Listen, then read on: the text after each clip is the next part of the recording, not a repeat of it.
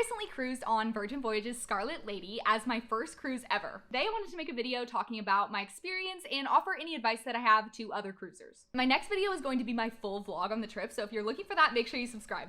Okay, so going over Embarkation, people recommend to get there early, but when I went back and looked at our footage, we arrived at 1:50 and our boarding time was 2:15. So we cut it a little bit close. I do recommend paying attention to traffic. I always notice that the bridge is busier on Saturdays and Sundays. So if you are departing on a weekend, we were leaving on a Friday, and so traffic really wasn't bad getting to the port. We stayed right in downtown Miami in Brickell. But once you get there, you give your bags to bag handlers and they will insist that you give them a tip in kind of a rude way. I'm not against tipping or anything like that. We had cash ready to give to them, but it was just like the way that they asked for it. So just remember to bring money for the bag handlers at the port. Getting on the ship itself was far easier than I thought it would be. They let us get right in line, and then right at 2:15 they started letting us into the building. Once we got into the building, we just checked in, gave them our passport, and they gave us the little wristbands, and then you had to go through security, and then we were on the ship. The only thing I wish I had done differently on Embarkation Day was pack sunscreen in my backpack, because our bags took quite a while to get to our room, and so I found myself kind of hiding inside because I hadn't put enough sunscreen on, which is like my own stupid fault. And I should have remembered to put it in my bag, but that's my advice for you.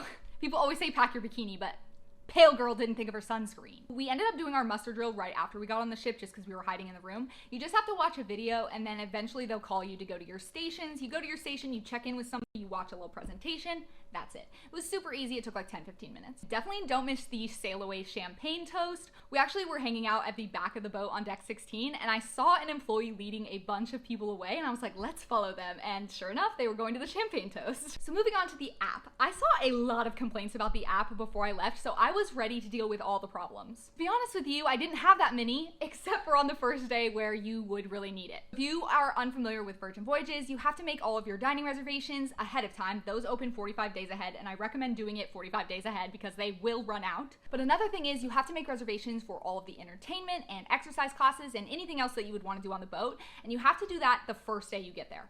And I recommend doing it as soon as you get there. I tried to do it as soon as we got there, and it kept glitching out. It wouldn't let me sign up for things, and it kept crashing, and so I gave up for a little bit, and by the time I went back on, everything was full. So that's my mistake. I probably should have tried harder, but I was so interested in walking around the ship and seeing everything. Your wristband, like I said, they give you when you check in. That's gonna be your best friend. That's how you pay for things on the ship. It's how you get in your room.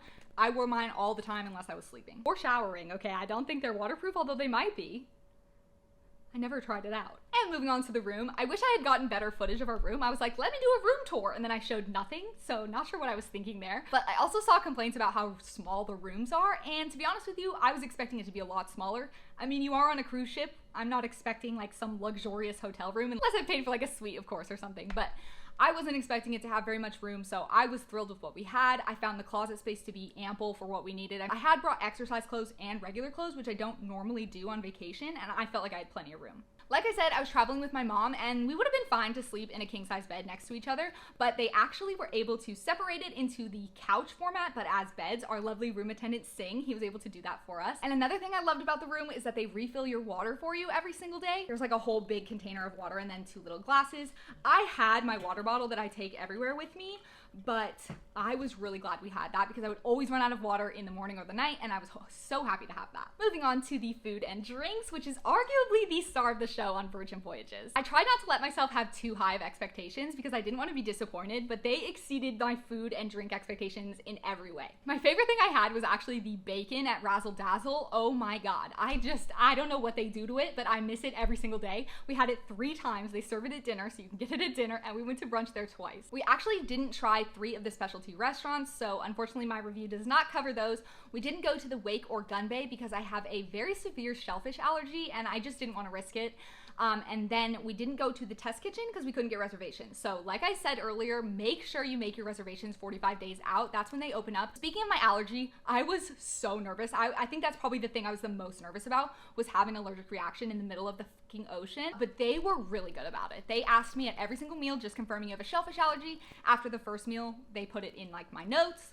And my aunt and uncle have a gluten allergy, and they were really good and accommodating with that too. They have tons of gluten-free options. I was honestly shocked. Okay, so while I was editing this, I didn't feel like I talked enough about the restaurants. So really quick, we went to Extra Virgin our first night, which is the Mexican restaurant. It was amazing. I had the enchiladas and we had margaritas. It was fantastic, but I do recommend not booking a restaurant right at sail away. I do think it worsened my motion sickness, so I wish that I had not booked a restaurant right then.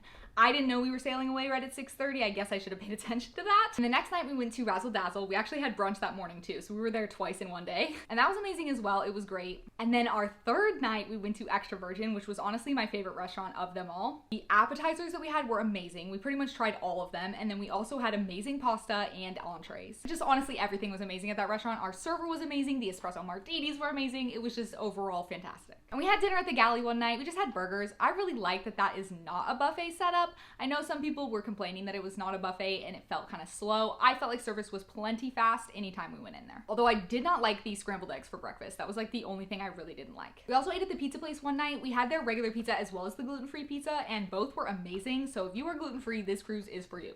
As for drinks, we had a $300 promotional tab that we were given as part of our booking, and we only spent $9 over that. We had a ton of pina coladas, which were so good, but my favorite drink I had on the whole trip was the Spice Trader's Mule from On the Rocks bar. It was so freaking good. I don't know if it was like the fresh ginger in it or what, but it was delicious. But overall, drinks amazing. Highly recommend doing the promotional bar tab if you can get it. So like I had said, we didn't really get into any exercise classes or activities, except for Dueling Reality was the only show that we went to. We attended a few things like trivia, karaoke, anything that was like you didn't have to make reservations for. We tried to go join in on to see what we could see.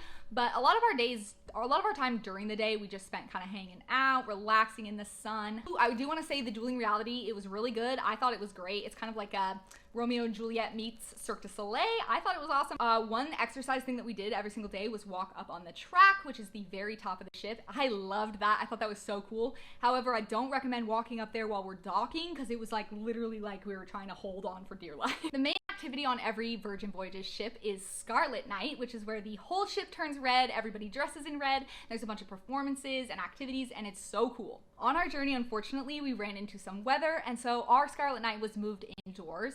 I get there's nothing they can really do about that, but I was kind of disappointed after seeing all of the videos of people on the pool deck and jumping into the pool. I was just sad that we didn't get the full experience. That brings me to the next section. On our second to last day, we were on our way to Bimini from Puerto Plata, and they made an announcement in the afternoon, evening, letting us know that we were actually going to be headed straight to Miami, and then we would still leave Miami and go to Bimini the next day. So you could tell as soon as and honestly before he made that announcement, I could feel it. It felt like we were going 10 times faster than we had been going on our way to the Dominican Republic. And I think it was obviously because there was someone in distress. And of course, I completely understand there's nothing they can do about that. Things happen, people get injured. It's unfortunate. All condolences to that passenger and their family. I hope everyone was okay. But it was rocky, okay? It felt like we were freaking moving. That was probably the most motion sick I'd been. I got pretty motion sick that first night. It was pretty rocky. And during the second day. But on the way back to Miami, I thought I was gonna die. I felt very, very sick. We actually ended up waking up right as we were pulling into port in Miami. We woke up at about 5. They were able to unload the passenger pretty quickly and we were on our way. So we made it to Bimini by about 11. We were supposed to have been in Bimini at 8 a.m. I think they usually dock a little bit earlier than 8 a.m. and the employees are able to get off and start setting up the beach club, because in my experience, it looked like they were taking everything off the boat in order to stock the beach club. So the beach club bar and food, the food didn't start till 1, which I think was normal, but the bar didn't end up opening until noon. We had actually booked a cabana that day, which I will get into, so we did miss out on a little bit of time with that.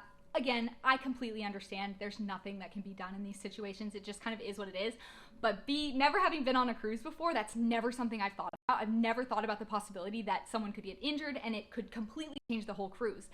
And unfortunately, Virgin Voyages had another incident just last week where somebody had passed away and it greatly affected their journey. I guess all I'm trying to say here is travel insurance might be the way to go, especially when you're going on a cruise and you're relying on thousands of other people. Just something to think about that I hadn't really ever thought about before. Okay, so back to talking about some more fun things. Our first stop was in the Dominican Republic at Puerto Plata. Hopefully I'm saying that right. I was saying Puerto Plata the whole time and people told me that was wrong. I didn't have super high expectations for this port day because we didn't have anything planned, but Tano Bay that's right there is so awesome.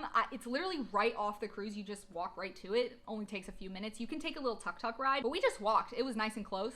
and it was amazing. We were able to find a little shaded area, some chairs right next to the pool, and we just hung out there all day. They floated in the lazy river, some of them.